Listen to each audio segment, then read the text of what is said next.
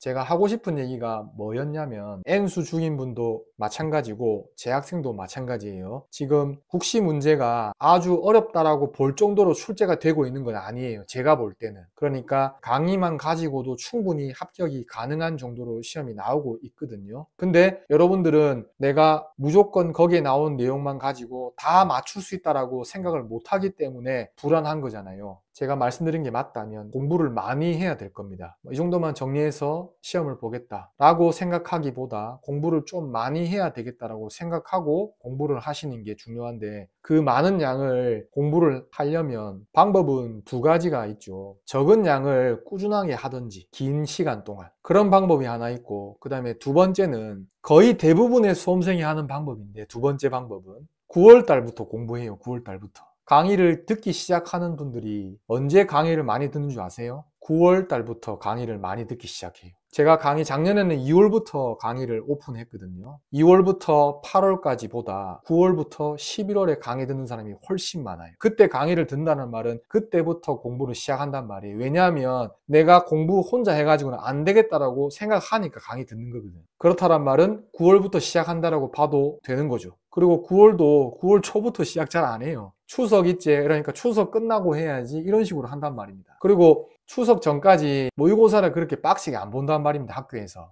그러면은 당연히 느슨하게 공부한단 말이죠. 무슨 얘기 지금 하고 있냐면 공부를 많이 해야 합격할 수 있다예요. 물론 9월 달부터 공부해서 합격 못 한다는 게 아닙니다. 그때 공부를 시작해서 합격하는 사람들 많이 있어요. 근데 여러분이 하나 간과하는 게 뭐냐면 대부분의 사람들이 9월 달부터 시작해가지고 합격을 하네? 블로그 같은 데 봐도 100일 공부했다, 60일 미친 듯이 공부했다, 그렇게 해서 합격했습니다 라고 하는 글들이 정말 많습니다. 특히 100일의 전사들이 정말 많습니다. 그게 틀리거나 아니면은 그렇게 할 수 없다라는 얘기가 아니라 내가 그렇게 할 수 있는지 없는지를 잘 알고 있어야 된단 말이에요. 그러니까 내 공부, 내 학습 능력이 그렇게 단기간 공부해가지고 충분히 합격할 수 있을 정도가 된다라고 하면은 해도 돼요. 그렇게. 근데 이만큼 공부해가지고 충분히 합격할 수 있을 정도로 공부할 수 있을지 내가 장담을 못 하거든. 그리고 시험이 어려우신다고 하니까 대비가 될지 안 될지 자꾸자꾸 불안하단 말입니다. 그렇게 불안하고 초조해하면서 시험 준비를 하지 말고 미리 공부해란 말이에요. 미리 공부해라고.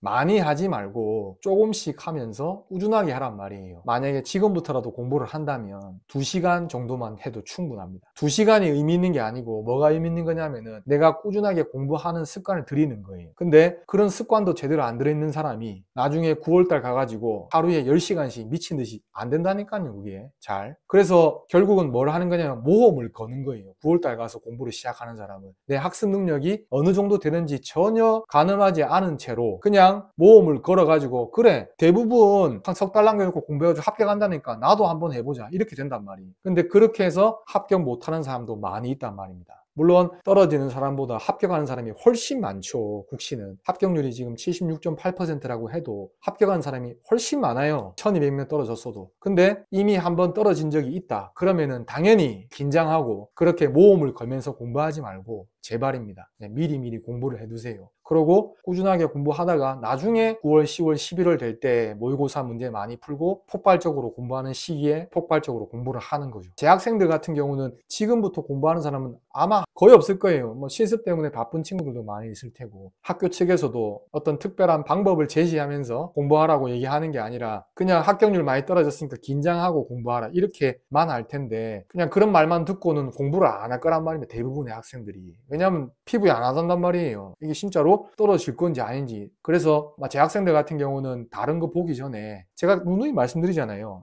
기출문제를 직접 한번 보라니까요. 순차적으로 봐도 좋고 작년 기출문제를 한번 보세요. 보고 문제를 한번 풀어보세요. 풀어보고 내가 합격할 수 있을 정도가 되는지 그 정도 값이 되는지 아닌지를 한번 보는 겁니다. 그러면은 조금 피부로 와 닿거든요. 이러면은 바로 사요나라 되겠구나 이런 감이 올 거란 말입니다. 그런 이유에서 재학생들은 다른 거 보기 전에 모의고사 같은 거 보기 전에 왜냐하면 문제가 기출문제가 제일 좋으니까요. 그런 이유에서 이제 기출문제를 보라고 하는 거고 올해 국시는 얼마나 또 어려워질지 여러분 알 수 없잖아요. 저도 알 수 없고 쉬워질 수도 있습니다. 근데 더 어려워질 수도 있다고 생각하고 준비를 하는 거죠. 그거는 다른 거 없어요. 그냥 공부 많이 하는 거예요. 나오는 것들을 일단 우선적으로 공부하고 그 외의 것들을 더 많이 계속해서 양을 늘려가는 방식으로 공부하는 겁니다. 그렇게 하면 안 떨어집니다. 여러분 절대 안 떨어집니다. 실수하지 않고서는.